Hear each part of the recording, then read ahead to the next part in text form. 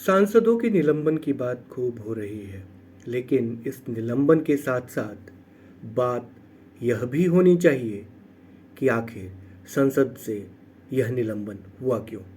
इस पर बात बहुत कम हो रही है। आप देखिए कि राज्यसभा के चेयरमैन ने तृणमूल सांसद को सबसे पहले डायरेक्ट ओब्रायन से कहा कि आपको सदन से बाहर चले जाना चाहिए। तृणमूल सांसद ने जाने से इनकार कर दिया। आप सोचिए कि राज्यसभा के चेयरमैन कह रहे हैं कि आपको संसद से बाहर जाना चाहिए, उन्होंने जाने से इनकार कर दिया। उसके बाद अध्यक्ष को क्या करना चाहिए? क्या करना चाहिए अध्यक्ष को? अब देखिए, चेयरमैन साहब ने सदन की कार्रवाई खत्म करते हुए कहा, नेता प्रतिपक्ष और नेता मुझसे आकर कमरे में मिले। नेता प्रतिपक्ष ने आने से मना कर दिया। इसे अवमानना न कहा जाए तो क्या कहा जाए? विपक्ष बार बार कहता है कि लोकतंत्र की हत्या हो चुकी है, गला घोटा जा चुका है। इस शब्द का कम से कम इंडी अलायंस के दलों ने 100 से अधिक बार प्रयोग किया। इतनी बार प्रयोग किया जा चुका है यह शब्द कि अब इस शब्द ने अपना मतलब ही खो दिया है। सच्चाई की बात करते हैं कि गठबंधन के दलों के बीच घोर अविश्वास है, और ये छुपा नहीं, बार बार ऐसी खबरें आती रही है जिससे ये बात बार बार स्पष्ट हुई है कि गठबंधन में जो दल है, वो राष्ट्रीय जनता दल हो, जदयू हो, समाजवादी पार्टी हो, या फिर शिवसेना हो, या तमाम और भी कितनी पार्टियां हैं जुड़ी हुई, तो आपस में तालमेल बैठ नहीं पा रहा। सबकी अपनी अपनी महत्वाकांक्षाएं, तृणमूल की भी है।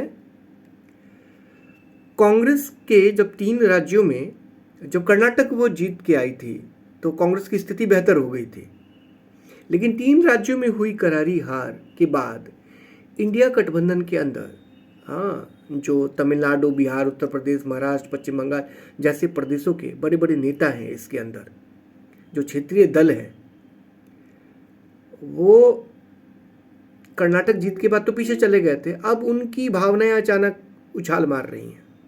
उनको लगता है कि अब वो कांग्रेस से तो वो तोलमोल करने की स्थिति में आ चुकी हैं, और कांग्रेस के हारने के बाद स्थिति ये हो गई है कि उसे अब सब दलों को सुनना पड़ रहा है। ये सच्चाई है। स्थानीय राजनीति के जो क्षत्रप हैं इंडियन अलायंस में, वो नेतृत्व में अपना दावा मजबूत करने की कोशिश में लग गए हैं। ममता, अखिलेश, जदयू से मतलब तरह तरह की बयान हम लगातार सुनते रहे हैं, पढ़ते रहे हैं। अब जब ड्रेक ओब्रायन की कार्रवाई पर आई है, तो इसका मतलब ये था कि इंडी गठबंधन के अंदर ममता की पार्टी लीड कर जाएगी। ड्रेक ओब्रायन वाला जब मामला आया तो ऐसा लगा कि अब तो ये लीड कर ही जाएगी। उसके बाद ये जो सांसदों पे जो कार्रवाई हुई ना, ये उसके बाद जो कांग्रेस के सांसद थे उनकी आपस में कोई बैठक हुई होगी, उनको लगा होगा कि तृणमूल तो लीड ले रही है, तो उन्होंने मतलब इंडी गठबंधन के जो दूसरे दल थे, उन्होंने एक एक बिल पर फिर दर्जन दर्जन अमेंडमेंट लाने शुरू कर दिए, नोटिस रिपीट करने लगे। चेयरमैन ने कहा कि आपका नोटिस रिजेक्ट हो चुका है, दूसरे दिन फिर वही नोटिस लेकर आने लगे। एक तरह से ये चाहते थे कि ऐसी कोई कार्रवाई हो, और आज जब विपक्ष के पास कोई मुद्दा नहीं है तो वो एक मुद्दे की तलाश में थे। तो देखने वाले तो समझ रहे हैं कि इस वक्त विपक्ष के पास कोई मुद्दा नहीं है, और मुद्दे की तलाश में वो कुछ भी उलूल जुलूल कर रहे हैं। इस वक्त अभी कहानी यहाँ ख़त्म नहीं हुई है।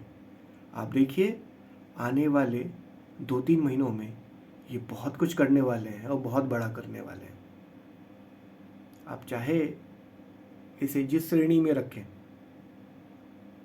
लेकिन ये देश हित में तो नहीं है।